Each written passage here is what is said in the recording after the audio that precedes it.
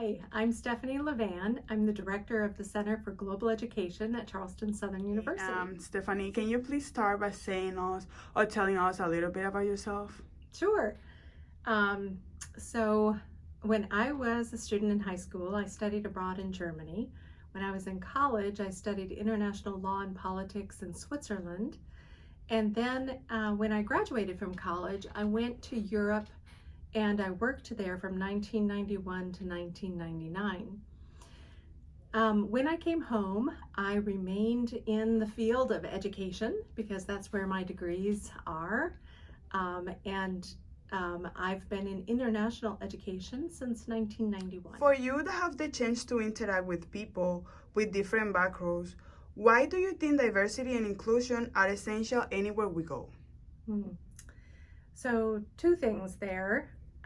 The first is it's very important to understand that God created a very diverse humanity. There are reasons for that. There are reasons why we don't all look the same. We're not all the same age. We don't all come from the same culture or the same background. And I think it's very important that we respect God's intention and God's design in that.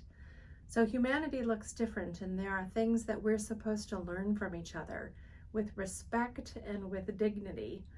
And I think that that's a challenge for humanity, but it's one of the calls that God has on our lives, is to do that, to make friends of people with very different backgrounds so that we can learn from each other. The second thing is homogeneity, or a very similarness in a particular group, makes us stupid. So I'm not kidding in that. There's research that shows that diverse groups make better decisions. That's consistently revealed in research.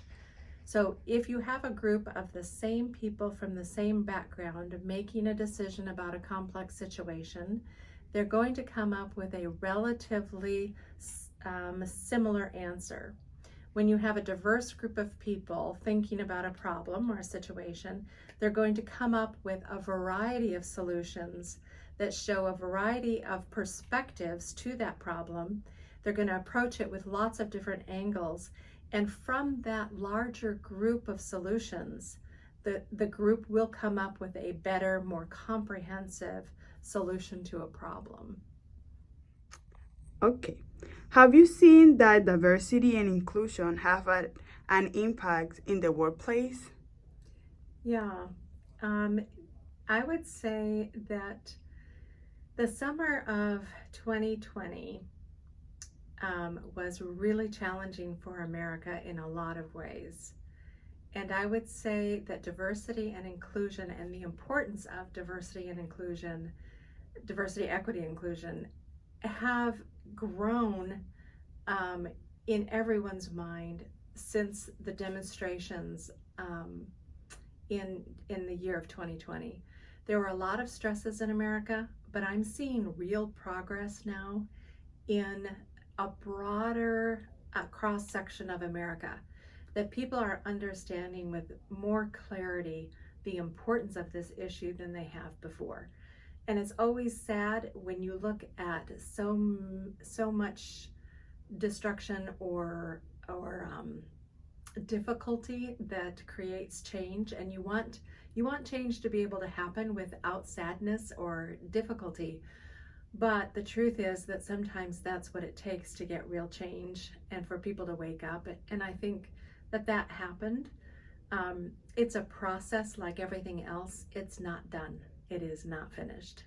But I'd say we're farther along today than we were 2 years ago. What are some stereotypes that you would like to overcome? So stereotypes that I face as an individual, I would say gender is a stereotype that I've faced in my career. It has not impeded me from doing what I felt called to do. So I would encourage women out there to know that when God calls you to do something, He makes a way for it. And don't be discouraged. Don't be afraid to move forward with your dreams, because it will happen according to the will of God. But I will say that there are stereotypes that women still face, and one of the things that America needs to do a better job at is the equity in salaries. Women are still paid considerably less than men for the same job, for the same work, and that needs to change. It needs to change for a lot of reasons, but women are a growing portion of the workforce, and in order for women to thrive, they need to be paid equitably. And last question is, for you, what are the best ways to support diversity and inclusion? I think the best way is to have real, authentic friendships with people from other countries, other races, other ages, other demographics. So in order to really combat stereotypes and racism and discrimination, you need to have real, authentic relationships with people. Because when you are talking with a friend, all of that disappears. That's all surface stuff. It doesn't really matter. But if you don't have any friends that don't look like you look, then it's going to be very difficult for you to see other people in the way that God sees them, because they won't have depth.